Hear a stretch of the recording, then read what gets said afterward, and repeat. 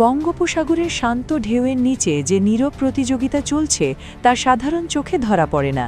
সেখানে কোনো কামানের শব্দ নেই যুদ্ধবিমানের গর্জন, কিন্তু প্রতিটি দেশের নজর আটকে আছে সমুদ্রের গভীর তলদেশে।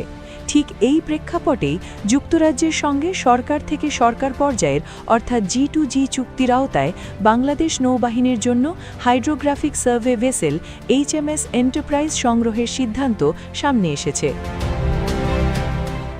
এটি শুধু একটি জাহাজ কেনার খবর নয়, বরং এমন এক পদক্ষেপ যা ধীরে ধীরে বদলে দিতে পারে বঙ্গোপসাগরে বাংলাদেশের অবস্থান, সক্ষমতা ও ভবিষ্যৎ কৌশল।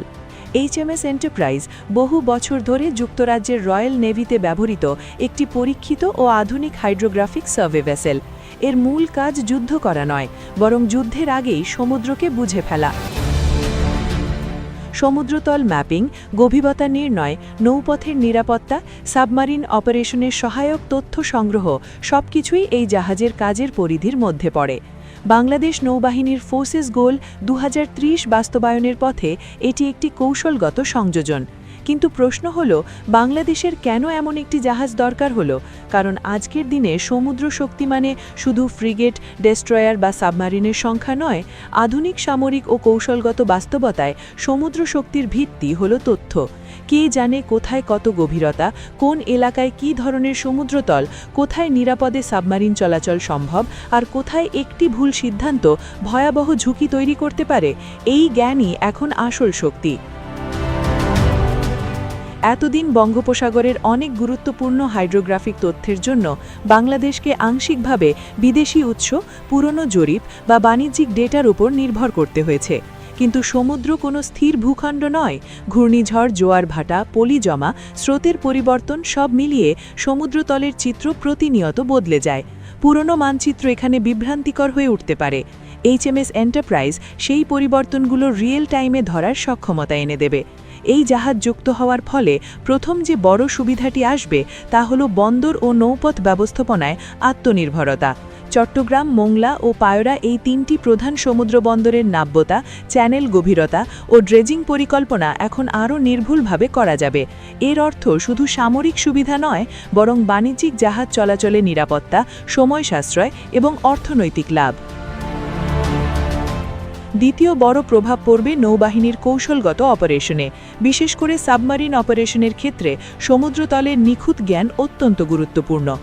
HMS এন্টারপ্রাইজ সংগ্রহ করা ডেটা সাবমারিনের নিরাপদ চলাচল, প্রশিক্ষণ এবং ভবিষ্যৎ পরিকল্পনায় সরাসরি সহায়ক হবে। অর্থাৎ এটি নীরবে বাংলাদেশের সাবমারিন সক্ষমতাকেও আরও কার্যকর করে তুলবে। তৃতীয়ত, এই জাহাজের ভূমিকা থাকবে ব্লু ইকোনমি ও ভবিষ্যৎ সম্পদ ব্যবস্থাপনায়। অফশোর গ্যাস অনুসন্ধান, গভীর সমুদ্র প্রকল্প, সাবমারিন কেবল ও সমুদ্রভিত্তিক অবকাঠামো পরিকল্পনার জন্য যে বৈজ্ঞানিক তথ্য দরকার তা এখন নিজস্ব সক্ষমতায় সংগ্রহ করা সম্ভব হবে। এতে বহু বিলিয়ন ডলারের সিদ্ধান্ত নেওয়ার ক্ষেত্রে বিদেশি ডেটার উপর নির্ভরতা কমবে। আঞ্চলিক প্রেক্ষাপট আরও গুরুত্বপূর্ণ।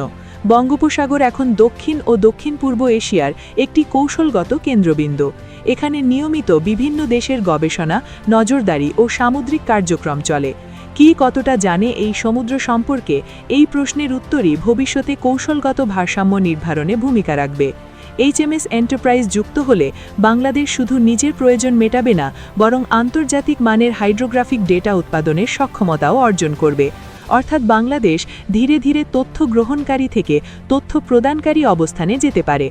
সবচেয়ে গুরুত্বপূর্ণ বিষয় হল, এই জাহাজ কোনো আক্রমণাত্মক বার্তা দেয় না, আবার এটিকে হালকাভাবে দেখারও সুযোগ নেই। কারণ আধুনিক যুগে যুদ্ধের প্রস্তুতি শুরু হয় অনেক আগেই, নীরবে, তথ্য সংগ্রহের মাধ্যমে। HMS এন্টারপ্রাইজ সেই নীরব শক্তির প্রতীক।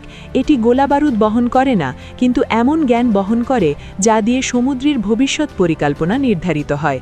শেষ পর্যন্ত প্রশ্ন থেকেই যায়, বঙ্গোপসাগরের গভীরে ঠিক কী আছে যা জানার জন্য এত প্রস্তুতি? এই জাহাজ আসার পর আর কি নতুন তথ্য সামনে আসবে, আর সেই তথ্যের ভিত্তিতে বাংলাদেশের কৌশলগত অবস্থান কতটা বদলে যাবে, এই উত্তরগুলোই হয়তো আগামী দিনে নতুন করে আলোচনার জন্ম দেবে।